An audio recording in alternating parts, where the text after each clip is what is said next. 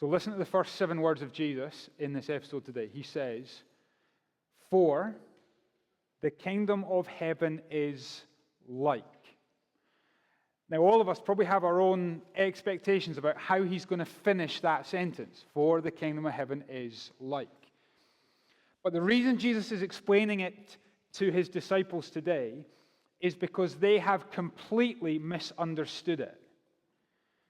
Their problem is that they think that the kingdom of heaven operates on the same principle that the kingdoms of earth work.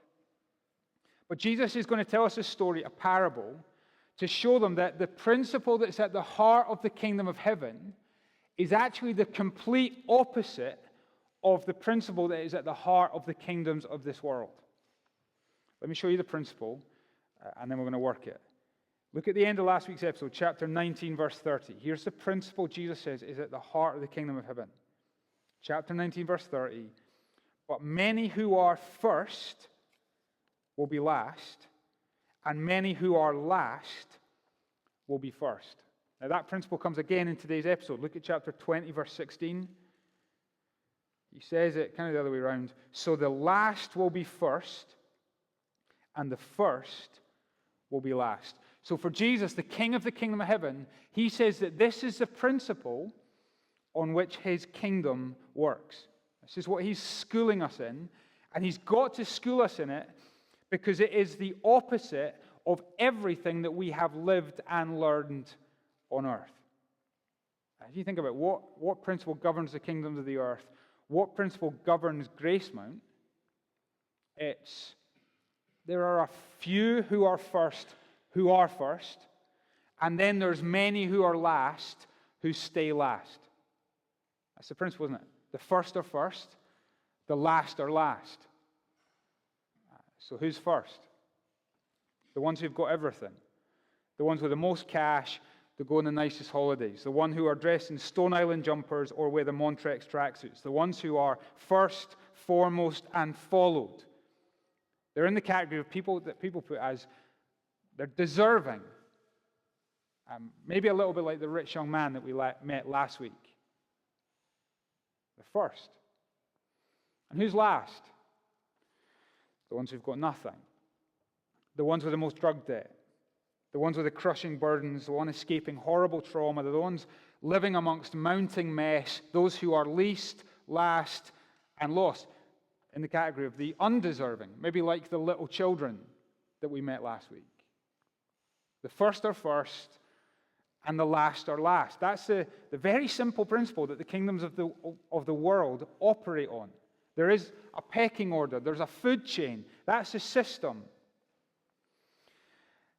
And the issue within Jesus' disciples is that principle is so deeply ingrained in us that even when we're saved by Jesus, we try and bring the principle of the kingdom of the world with us into the kingdom of heaven.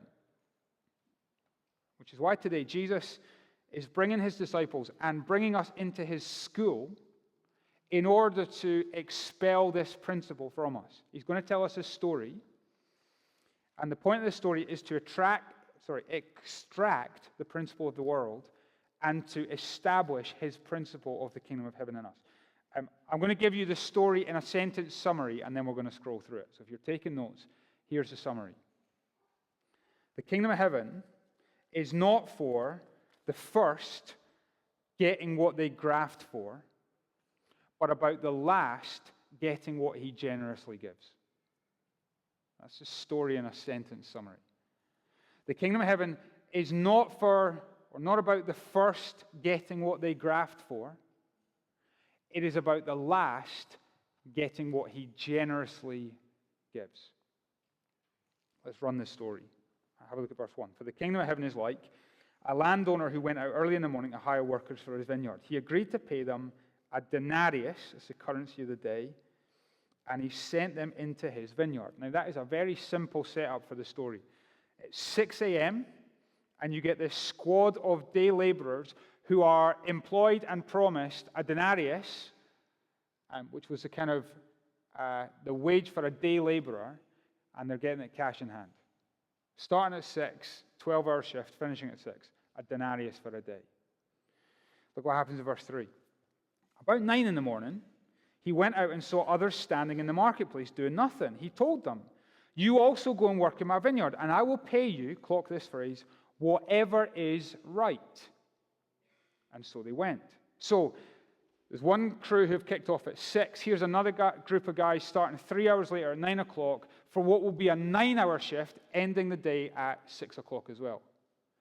And they and we are not told at this point what they will get paid. We're simply told that they will get what is right.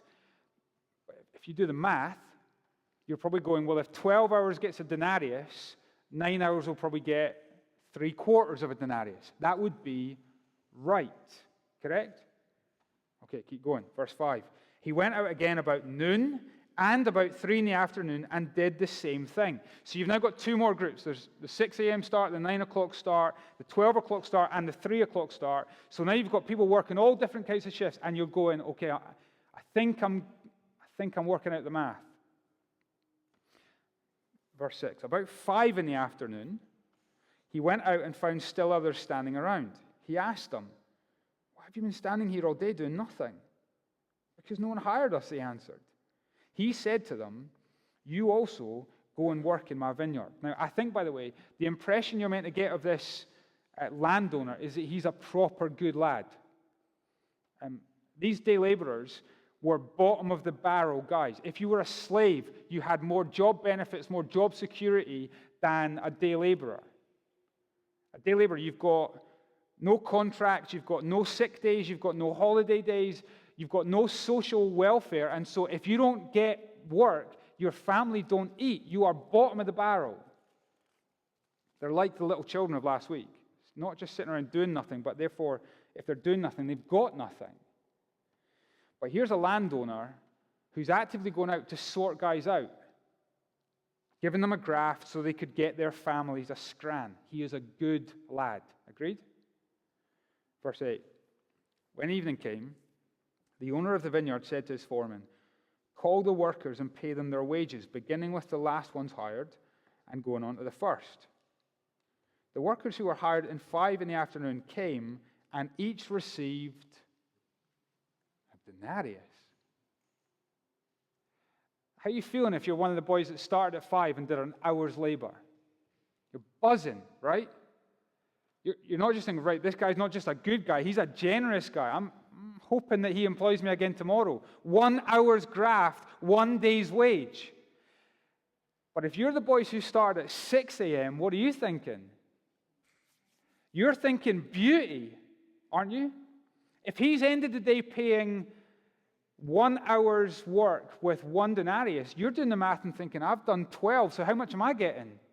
12 denarius. That's 2 weeks' wages for 1 day's work. Jackpot. Correct? Look what comes next. Halfway through verse 10. But, and here's the punch of the parable, each one of them also received a denarius. Now, if you've grafted from 6 a.m., how are you reacting at that point? Raging, aren't you? What are you screaming at that point? That's not fair, aren't you? They thought this guy was a good lad. They thought he was a generous lad, but now he's an imbecile. And they're probably straight on the phone to their trade union going, can we take this boy to court? Not having this. That's what happened. Look at verse 11. When they received it, the denarius, they began to grumble against the landowner. These who were hired last worked only 1 hour, they said. They didn't say it. They screamed it, didn't they? With a few expletives thrown in. And you've made them equal to us who have borne the burden of the work and the heat of the day?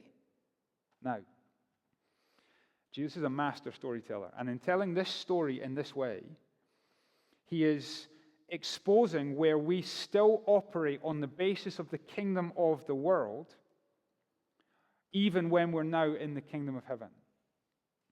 And through this story, he's going to ask us 3 questions which help us see that our flaws as his followers often come because deep within us there is still a desire to be first. And so I want to show you 3 ways that Jesus exposes our desires to be first. The first one comes in the landowner's first question. We'll put it like this. Jesus says our desire to be first is what makes us, here's the first one, grumble at equality. That's what the laborers are grumbling about, isn't it? Who've done the 12-hour shift. That's unfair. But listen to the landowner's reply, verse 13. But he answered one of them, I am not being unfair to you, friend. Didn't you agree to work for a denarius? What's the answer to that question? Yeah. Is he getting exactly what he had been promised? Yes. Is he receiving any less than the terms that had been agreed? No. But they're grumbling because the people who came last are being made equal to those who came first. And in the kingdom of the world where they've come from, that is inequality. The first should be first. The last should be last. But Jesus is saying that the kingdom of heaven is different. Very different. The kingdom of heaven is a place where even if you come late, you are not less than those who came early. And the kingdom of heaven is a place where if you come early, you are not more than those who came late. There is a beautiful equality in the kingdom of heaven where no one receives less than they were promised, and everyone receives everything that's promised. Everyone receives a denarius. Think of it this way. In the multitude of the saved, no one is more saved than any other member. In the kingdom of heaven, everybody gets heaven. Amongst Jesus' followers, all of his followers get Jesus. Everyone gets a denarius. It's not about the first getting what they've grafted for. It's about first to last getting what God graciously, generously gifts. And so Jesus is schooling his disciples saying, in the kingdom of heaven, don't grumble about differences. Be grateful for the denarius. You see where he's pushing them? But our desire to be first is what makes us grumble at equality. Now, the second thing that Jesus exposes about our desire to be first is found in the second question the landowner asks. Let me put it this way. Jesus says our desire to be first makes us prioritize our rights. Have a look at verse 14. The landowner says, take your pay and go. I want to give the one who was hired last the same as I gave you. Don't I have the right to do what I want with my own money? Now, the muttering of the laborers reveals that they think that they've got the right to tell the landowner how to manage his laborers. Our desire to be first makes us arrogant, doesn't it? To the point where we think that my rights and my right to be first trumps everybody else's right to be first. And my wants and my want to be first trumps everyone else's right to be first. And that desire in us can so possess us to the point where we think that my wants and my rights even dethrone God. I think I should be first and not him. And so either blatantly or subtly we say to God, God, you owe me. Or we say, God, you shouldn't have given that to them. God, me first. And Jesus, kind of gently but kindly firmly, is telling us this story to put us in our place. He's the landowner. You're just a laborer.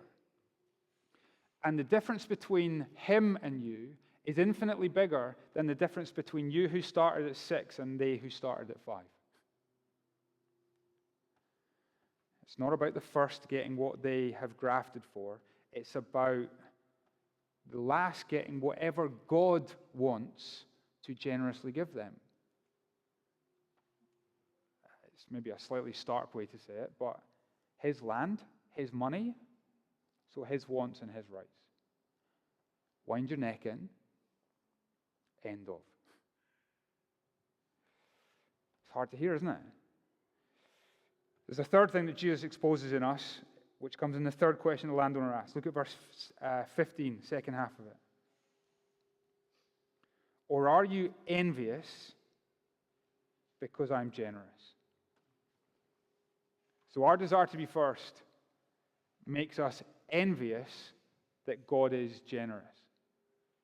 Actually, what Jesus exposes here in envy is very ugly. The actual words behind this are, is your eye evil because I am good? That's what's been asked.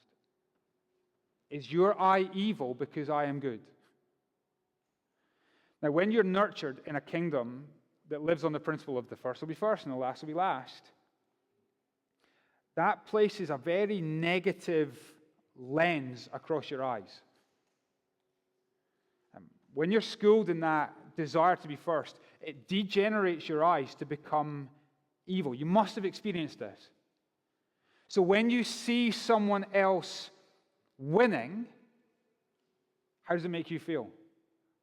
Like you are losing, even if nothing's changed for you.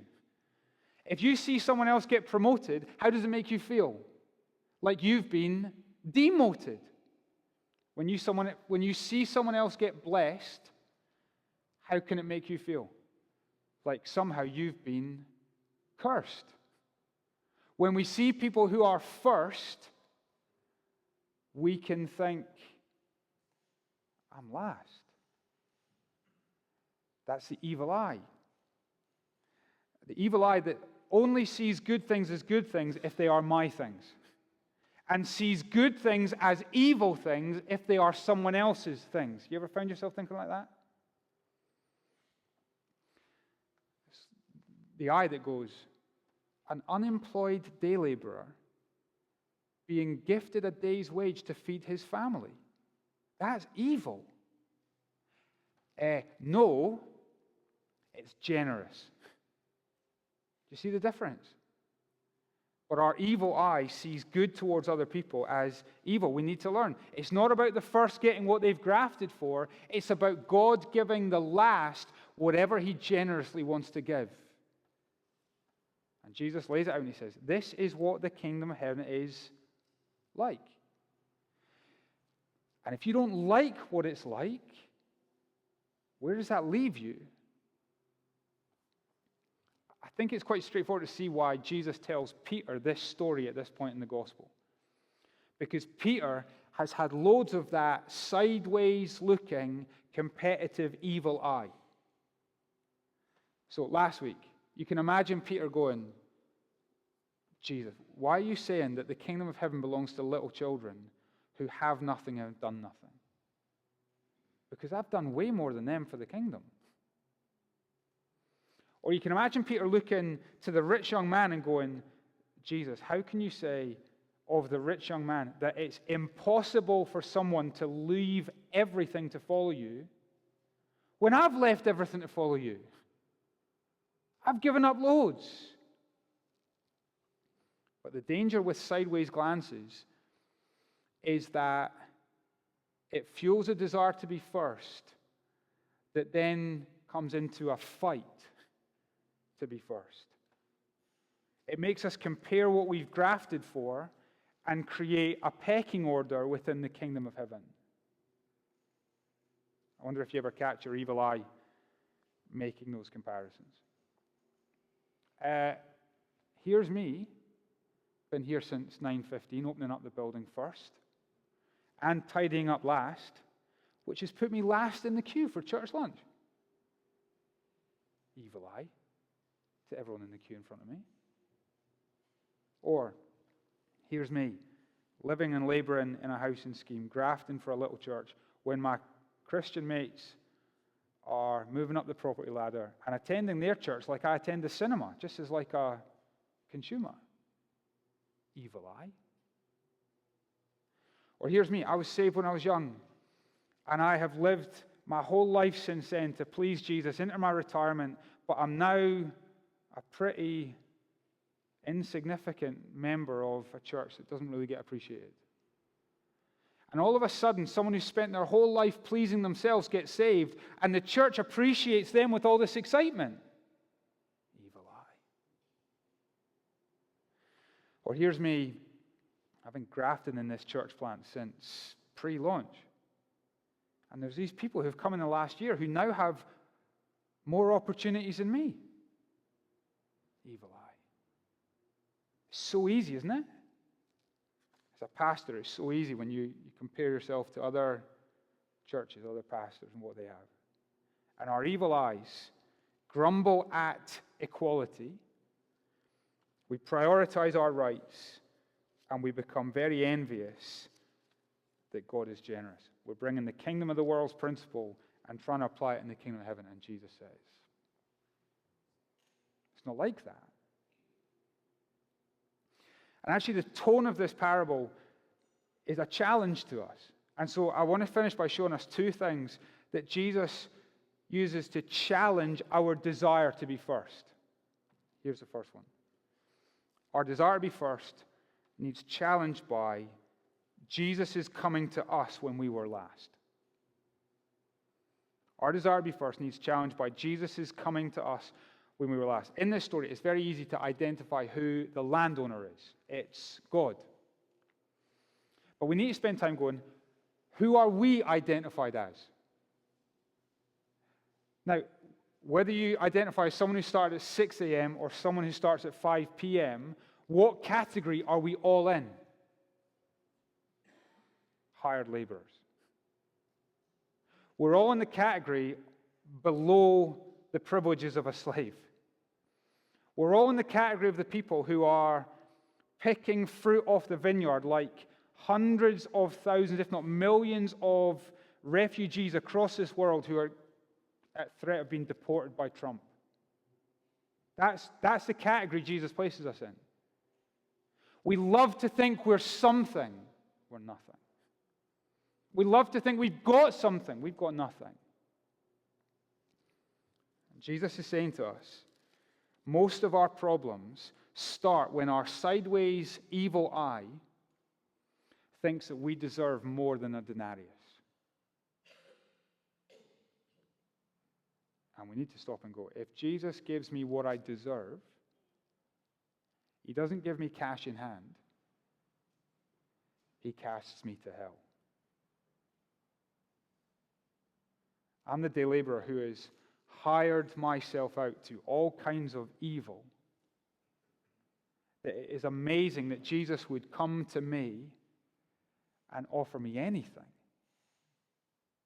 And yet in this story and in history, Jesus comes hour after hour after hour after hour, and he answers our poverty with his generosity. This is not a story about grafting to become first. This is a story about generously being given something when you are last. We need to stop looking sideways at the differences and just look at the denarius he's gifted to us. If you're new to all this, if you're not a Christian, you need to see the simple truth that you do not graft for heaven. You're gifted heaven. And admitting that you are in the category of last is the admission point to the kingdom where the last actually become first. So, our desire to be first needs challenged by Jesus coming to us when we were last. But there's one more thing, and it's the critical thing. Our desire to be first needs challenged by Jesus is going to the cross to become last. Our desire to be first needs challenged by Jesus going to the cross to become last. The narrative flows real easy from verse 16 into verse 17, and you need to notice the connection. Let's read it. Verse 16. Here's the principle. So the last will be first, and the first will be last. Now, Jesus was going up to Jerusalem. On the way, he took the 12 aside and he said to them, "We're going up to Jerusalem, and the Son of Man will be delivered over to the chief priests and the teachers of the law. They will condemn him to death and will hand him over to the Gentiles to be mocked and flogged and crucified. On the third day, he will be raised to life." Now, what's going on there? What's the connection? The connection is Jesus doesn't just explain the principle. Jesus embodies the principle. Here's the King of Heaven. And what's he becoming? Last. He'll be condemned. He'll be mocked. He'll be flogged. He'll be crucified. He'll be last. Why? To make us first. His generosity towards us comes at the expense of poverty to him. The denarius that he gives to us comes at the cost of death to him. He gives us what we don't deserve by bearing what we do deserve. For us to enter his heaven, he enters into our hell. Which means our evil eyes that are so prone to competitively look sideways need healed by looking upwards at the cross. And I dare not grumble there. It's not a place where I grumble at God's generosity. It's not a place where I demand my rights. It's not a place where I complain about inequality. But if Jesus embodies the principle, he can't just embody becoming last. He must also embody becoming first. He's got to prove the principle, hasn't he? You can go, fine, become last, but that's only half of the principle. The question is, will he prove it? Will the condemned be crowned? Will the mocked be vindicated? Will the flogged be worshipped? Will the last become first? Will the crucified be resurrected? And the words in verse 19, on the third day he will be raised to life, go from just chat in chapter 20 to becoming fact in chapter 28. The King of Heaven who became last in death becomes the first to rise in resurrection. He proves the principle in power, doesn't he? Which means if you're a weary day laborer who's been grafting since 6 a.m., the resurrection is the denarius for you to cling on to. He's not just promised you a good day's wage. He has promised you gracious, eternal life. The first will be last, and the last will be first. The resurrection assures you of it. And so, weary laborer who's been here since 6 a.m., it's the promise that one day your graft will become glory. And your death will become life. And your tears will become joy. And your losing everything for Jesus will become enjoying everything in Jesus. Your denarius will not be taken from you at death. It will be realized in resurrection. Which means even if it's been a long 12-hour shift or it's been an 80-year pilgrimage, your labor in the Lord is not in vain.